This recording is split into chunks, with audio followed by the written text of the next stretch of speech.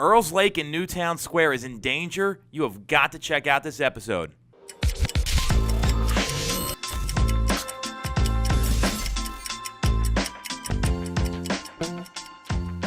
I'm Tom Toole. She is Jess Lion. We've got some local real estate stuff, local, really important topic here if you ask me. So why don't we jump in? Earles Lake in Newtown Square. So if you don't know where this is, Earles Lake is located kind of in that area between, if you're east of 252, north of Route 3, in that green country sort of community there, there is a lake back there, right? And it's really unique to see a lake anywhere in our area, I would say. I mean, we don't live up in like upstate New York or in the Poconos or anything like that. And it has a ton of wildlife, including bald eagles, herons, turtles, ducks, fox, all sorts of things that are important to the local area here. And now the lake is in danger. It was declared unsafe, the dam in the lake, by the DEP in 2011 due to a inadequate spillway and deterioration of the dam. And now there is a fight to save the lake. Jess, what do you think about all this? So if it was deemed unsafe and the dam's deteriorating, I mean, obviously something needs to be done, either reconstruct it or completely remove it. And I think that was the two options that the HOA, Green Country HOA had. And the other party, I don't recall who it was off the top of my head. But I think that if that's the case, then yeah, you do have to do something. And the decision was they were going to remove it. And a lot of the residents are upset about it. And they actually had like 600 people sign a petition to fight against this. And they're trying to raise money to restore it and, make sure they keep it. So I feel like if the money can be raised to bring it to the condition that it does need to be in, and I haven't. Obviously, I think that's going to be really expensive. I think somewhere in here it says $800,000 to $1.2 million to do that. So if you can raise the money, that's great. But otherwise, I think that it might be a matter of safety and maybe remove it. I wouldn't want to. I mean, the wildlife is great. And like you said, there aren't really lakes around here like that. So I would fight to try and keep it. But at the end of the day, you have to, it could be a huge problem for the area if the dam were to break or something like that. Well, yeah, there's a couple repercussions here, and that's that's kind of the sticking point. One is the wildlife there, obviously. Two, it's if you remove the structure, you have to restore the stream to kind of this free-flowing channel that would provide habitat for wildlife, and there needs to be like a hydraulic analysis developed to evaluate any changes. So there's a lot of work that needs to get put in here. The issue that we're running into is Green Country Village, the condos, and the Water's Edge, are the ones fiscally responsible for the lake and the dam, and it doesn't sound like they want to pay for it. So that's the fundamental problem here, and that's where you go the fundraising route. There's a lot of things that can be done, but it's about money. And then if they remove the dam, a torrential rainstorm potentially could send like millions of gallons of water. That'd be tragic. That'd be horrible. That would flood through Sawmill Road into Radnor, and and they were planning on building some trails in some of the open space that just got purchased from Androgen Farms. So there's some repercussions here. A lot of it's stormwater management, and that's a big deal when you're building anything out here because you have to get the license for the stormwater management. They have to see how the water's going to flow. That's a big deal. So to me, the obvious thing I see here is if they want to save the lake, you need to come up with some money. Yes. I'm all for saving the lake. That's where you need to start a fundraiser. That's where you need to do all these different things because right now, Newtown Township, they already have to take responsibility for 3 dams in the township.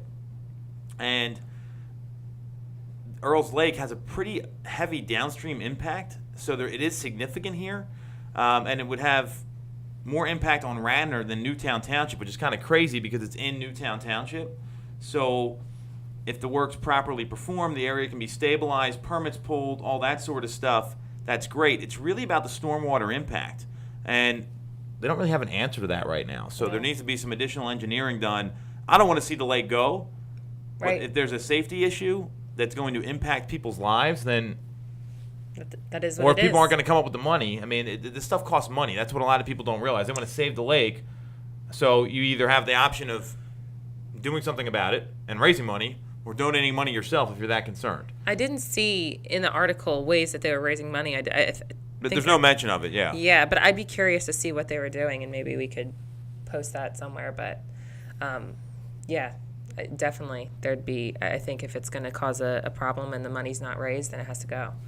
So they do have a Facebook page. It's called Save Earles Lake. There is 380 people that like it. Oh. So, not a huge number, right? I don't see a lot of activity on here. The last post was January 3rd. So, I don't know. if you're the people trying to save the lake, Might have to do a little bit you need more. to get a little more aggressive here. So, I'm all for saving the lake as long as the money's there. It's not going to cost, taxpayers more, because the issue is that the condo associations, the homeowners associations are responsible. I think at the end of the day, Green Country is more responsible, and they just don't want to have to do that. Yeah, I mean, it's going to be up to the association at the end of the day. That's why you live in those things. You're supposed to take care of common areas. Yep. So, I mean, I'm all for saving it, but the benefit goes to the association, so it might be time for them to pony up. Next topic. This next topic. So the city of Philadelphia has had this issue between Darrell Clark, who's the president of city council, and his buddy, documented. I'm not just saying it's his buddy. They were childhood friends. A developer whose name is Bullard. And what's happened is there was a very clear backroom deal on some land that was sold, and a lot of money was left on the table, and that money would have gone to the city. So if you watched our episode last week, we were talking about how they want to give out $3 million to homeowners, and now they're shorting these sales so they can help out their friends. What do you think about all this? This is a mess. I think Bullard saw a hot property, a hot deal, a few of them actually, and didn't want to pay the price. He got in touch with, like you said, a childhood friend, made it happen. And he ended up paying like a grossly under the appraisal amount. And I just think it is completely corrupt. I think it was, and in the article, it didn't even say that there was the option for like other bids and like, bring the price up to, what it could have gone. It just I think from reading this article, it went straight to this guy and there weren't any other options. So, this is a mess. This is a no-go for me. Yeah, so Sean Bullard's the name of the developer, and he bought these lots. They're off Cecil B. Moore Ave by Temple. which is an exploding area right now with development. And he purchased them for $370,000. However, they had an independent appraisal done at $495, and we all know that an appraisal doesn't determine value. That's an opinion. Right. But the opinion was much higher. If you go to the end of the article, if you look at sales of comparable lots in the area, which is more my language, and interviewing developers, realtors, property managers, that the 4 lots could have gone for anywhere from $600,000 to $1 million through a competitive bid. That's insane. And there is emails going back and forth between the councilman or I don't know necessarily the councilman, I'm sorry. There's emails documented going back and forth between Sean Bullard saying these properties are mine to buy. And there was a tradition known as councilman prerogative, where district council members are given the deference on land deals in their district.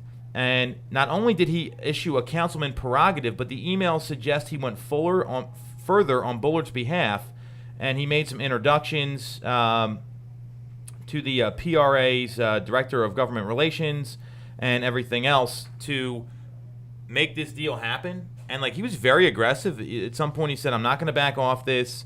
I was told your office was pushing the acquisition price through the week of the 24th. I mean, there's documentation here. So all this is a corrupt government deal that is illegal. And Clark should be thrown out of office. No question about it. I mean, this is a scumbag move. And I hope you're watching this. You're probably not. You're probably doing more of this stuff. I have a major issue with this when they are giving out money to people. The city's charging a high city wage tax, and you're taking care of your friends, and $125,000 or more. That's a lot of money. So, I mean, it's been documented. I mean, this is typical city politics. These guys do this stuff all the time. He just got caught. It's got to stop, especially if they're trying to do things, bring people to the city, like you're saying, like the $10,000 first-time home buyers program. Like, where are they getting the money for that? Not from this. Well, apparently Sean Bowler's got the money in his pocket, and then he, it's no different than a mob deal or organized crime. I mean, that's what this is. So juicy, but not good. Not good at all. So, I hope that doesn't happen where I live, outside of the city now, because that would inevitably cost the taxpayers more, cost the public more. So, unfortunately, something that's commonplace, but this story just sheds light on what really happens. And it's disappointing, and it's illegal. All right. So for our quote, Zig Ziglar, gratitude is the healthiest of all human emotions. The more you express gratitude for what you have, the more likely you will have even more to express gratitude for. So I don't think you should just be grateful for what you have, but also for what you don't have, because that ends up shaping who you are. A lot of people, they look at what everyone else has or what they want, and then they realize, well, I've got an amazing wife, I got 3 great kids, I have X, Y, and Z, whatever that is, whatever you value. When you focus on that stuff, life goes a heck of a lot better. And when you're looking outward saying, I want all this, that's not going to be the way to go through it. So, and also being grateful for what you don't have, because it shapes who you are and how you get to the next level, improve as a person, whatever maturation you want to go through.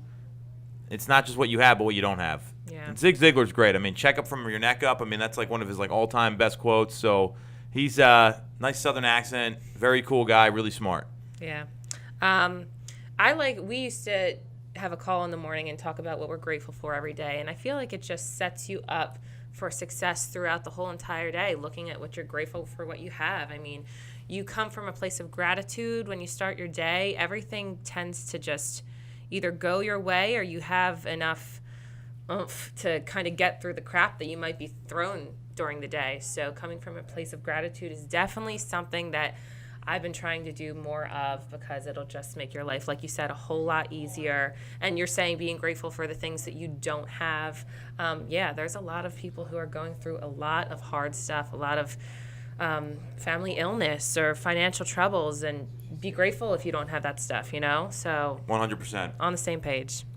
Yeah, I mean, it's not just material things, but it's like, I'm grateful I don't have to deal with an illness or something like that. I mean, that you should be grateful for that too, because it's not only what you have, but what you don't have. So very, very, very cool quote. We will be back next week. Hopefully no more local controversy. Have a good one, everybody.